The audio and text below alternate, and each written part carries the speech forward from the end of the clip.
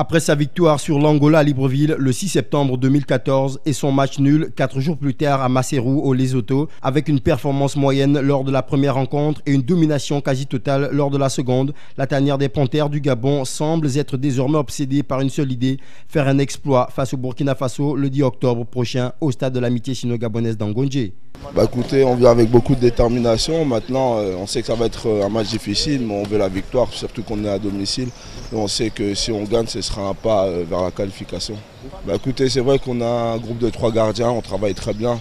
Maintenant, moi, je suis aussi là pour porter plus ou moins mon travail et je vais tout faire pour que ce soit Didier ou Stéphane ou moi, quand on joue, on soit bon pour l'équipe et le pays. Aujourd'hui, on a une équipe qui est capable de rivaliser à l'équipe internationale.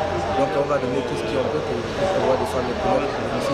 Je viens avec la ferme certitude que moi et mes coéquipiers et mes frères, on va défendre les couleurs du pays avec une victoire. Avec un sélectionneur toujours attentif aux moindres gestes de ses joueurs et très proche de ces derniers, tout porte à croire que les Panthères ne baisseront pas les bras et qu'elles iront arracher cette qualification à la CAN 2015 au Maroc qui passera inéluctablement par une victoire au moins sur les étalons. Avec 13 joueurs évoluant dans les championnats européens, 6 en championnats africains, 3 en championnat local et 1 en championnat de Russie, Jorge Costa vient de donner là aux Gabonais une sélection capable d'aller ébranler tout ou presque sur son passage. Avec 4 points plus 1 au goal average derrière le pays des hommes intègres qui totalise 6 points avec un bonus de 5 buts marqués pour 0 but encaissé, une question se pose alors aujourd'hui, quel 11 de départ pour les Panthères du Gabon le 11 octobre à Libreville?